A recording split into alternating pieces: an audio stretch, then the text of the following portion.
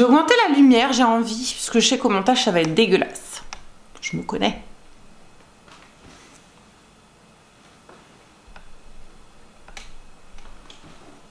Yes.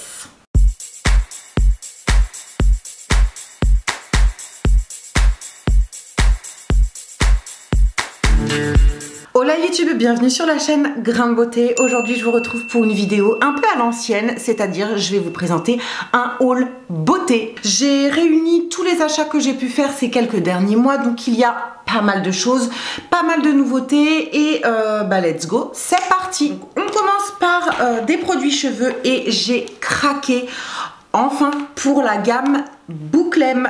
Oui, vous avez bien entendu, je vais tester les produits Bouclem. Là, j'ai profité d'une promo de moins 40% sur fil unique, je crois. Et je me suis dit, c'est l'occasion, c'est le moment de tester. J'ai pris le masque Bouclem, j'ai pris le gel et la crème sans rinçage. Honnêtement, je les aurais pas achetés plein pot parce que selon moi, ça vaut pas le coup. Je trouve que les produits à l'unité sont extrêmement chers. Affaire à suivre les meufs, affaire à suivre. Je vous ferai une revue complète concernant mon avis et ces trois produits Bouclem. J'ai pas testé toute la gamme, mais ça peut donner une petite idée de savoir si j'ai envie de tester toute la gamme ou si ça me suffit largement. J'ai pas souvenir d'avoir entendu que ces produits sentaient bon. Normal, ils sentent pas bon. C'est pas qu'ils puent, mais ils sentent pas bon. En tout cas, c'est une odeur que je n'aime pas. Bien évidemment, l'histoire des odeurs, c'est propre à chacun. Moi, je vais détester, toi, tu vas kiffer, tu vois. Mais rien que d'ouvrir, déjà, c'est assez entêtant, hein. C'est pas un truc hyper léger. Ça sent quoi? C'est un petit peu mentholé. C'est absolument pas gourmand. Ça sent plus la plante que les bonbons. Vous voyez ce que je veux dire? Personnellement, je n'aime pas particulièrement avoir cette odeur dans les cheveux et je pense que à la fin des trois pots, je pense que c'est une odeur qui va me lasser. Vous voyez, je vais être saoulée d'utiliser ce type d'odeur et je vais vouloir passer à autre chose. Encore une fois, c'est propre à moi. Tout simplement. Je me suis rendue dans un magasin dont je ne me rappelle absolument pas du nom. Il y a aussi bien de la bouffe, de la beauté, du bébé, des soins, il y a de tout dans ce magasin, avec des prix parfois abordables et surtout beaucoup de marques. Bon, je me suis dit je vais m'y rendre et puis je vais aller faire un tour, j'avais que ça à faire. Dans ce magasin, je suis tombée sur cette gamme-là. Donc c'est une gamme qui s'appelle The Curl Company. J'en ai jamais entendu parler. Je ne sais pas dans quel monde je vis. Je me suis pris le leave-in sous forme de tube comme ça de 200 ml. Donc c'est conseillé pour les cheveux bouclés à friser. C'est conseillé également pour, pour définir un peu mieux les boucles. Ça sent bon? Ça sent quoi ce truc? Ça sent un peu le monoeil, genre les vacances, tu vois. Ça sent super bon. Ça a l'air d'être une crème épaisse un petit peu. Je sais pas ce que ça sent, mais ça sent très bon. Je me suis pris également le masque à laisser poser, tube de 300 ml. Il est cruelty free, natural extract, color kind. Color kind, c'est quoi color kind? Je sais pas, bref, on s'en fout. Je suis très curieuse de savoir ce que ça donne dans mes cheveux et dans ceux de ma fille. Dites-moi si vous avez déjà testé cette gamme parce que ça m'intéresse beaucoup. J'ai acheté en magasin asiatique un énorme peigne comme ça, donc c'était dans le rayon afro. L'idée c'est en fait de me démêler les cheveux, mais d'avoir des grosses sections de cheveux pour avoir des grosses boucles. Voilà, donc affaire à suivre. Deux autres accessoires, dont un qui est un peu cracra, je suis désolée, mais j'avais un reste de henné dans les cheveux, donc ça a taché un petit peu la serviette. J'ai acheté ce truc, vous savez, c'est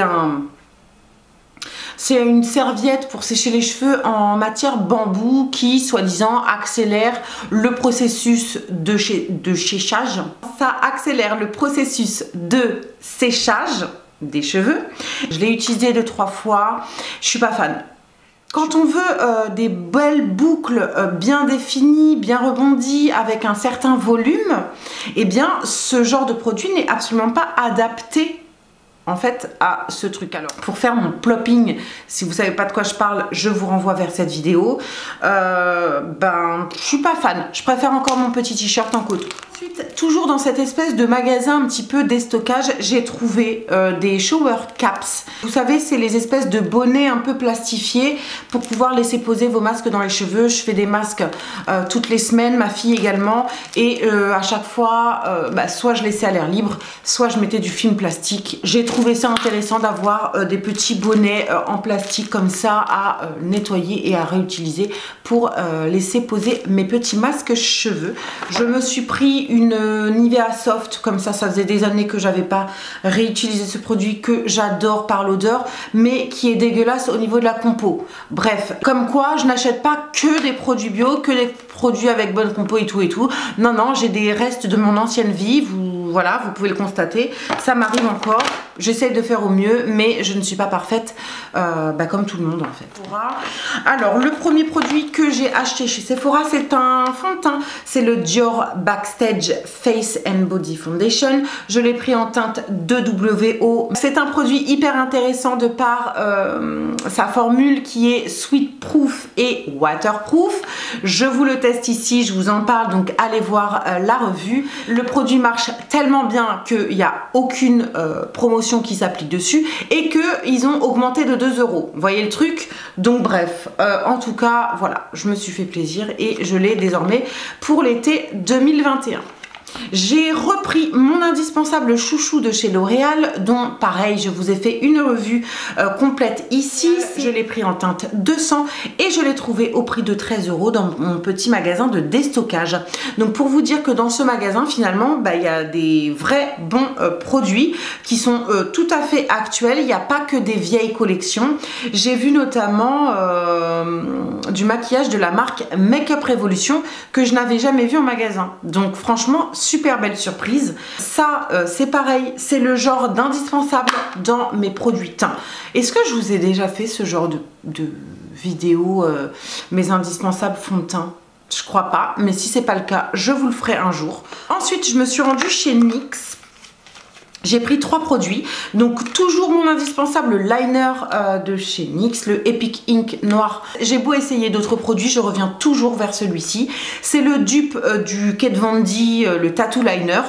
Pour avoir essayé les deux, franchement, tournez-vous vers celui-ci. Il est à 9,90 €, donc il n'y a pas photo. Je me suis également intéressée à la nouveauté chez NYX, nouveauté sourcils.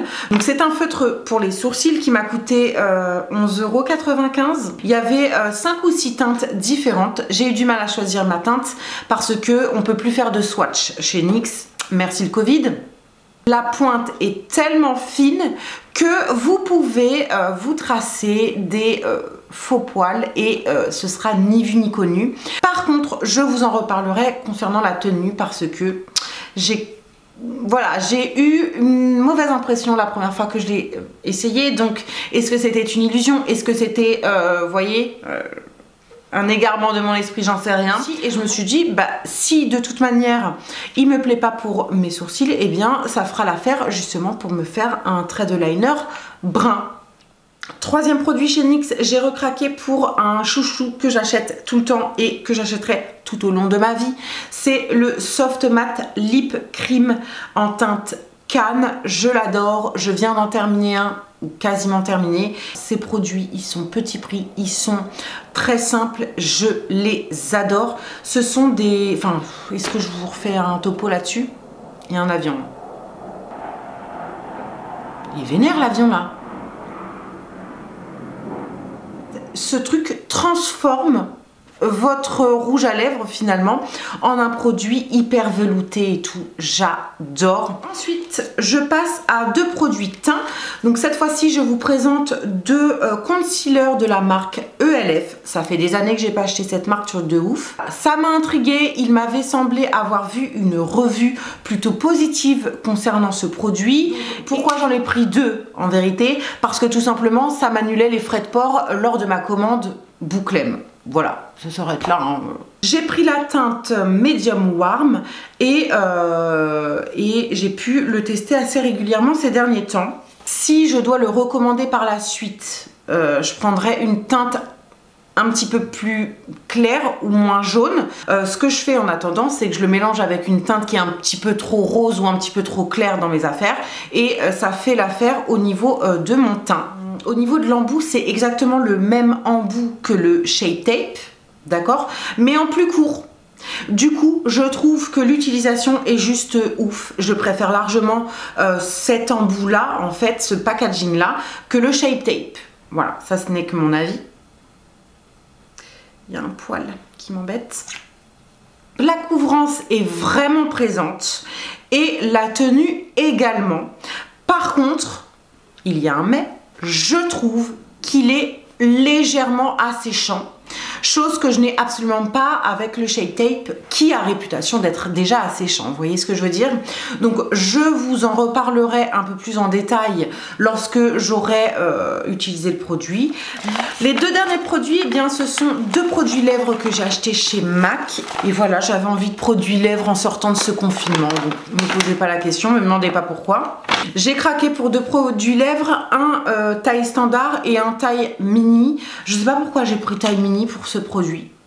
J'en sais rien. Parce que ça, c'est toute ma vie en fait. J'ai craqué pour le Diva chez MAC. Je vous en parle depuis le début de ma chaîne. C'est un rouge bordeaux qui, selon moi, est sublimissime. C'est un rouge karma en fait. S'il y a un rouge à lèvres que j'achèterai toute ma vie chez eux, c'est le Diva. Voilà, donc je peux pas vous dire autre chose. Deuxième rouge à lèvres qui m'a fait de l'œil chez MAC, c'est le Yash. YASH, c'est un mat lipstick, c'est une couleur beige rosé comme ceci. Alors oui, je sais, vous me le rappelez assez régulièrement, les produits MAC sont pas de très bonne composition et je crois même qu'ils sont, testés sur les animaux. Je sais pas. Confirmez-moi ça. Autant je peux tester d'autres marques chez Sephora et je ne rachète pas les produits, autant chez MAC, je teste et je rachète.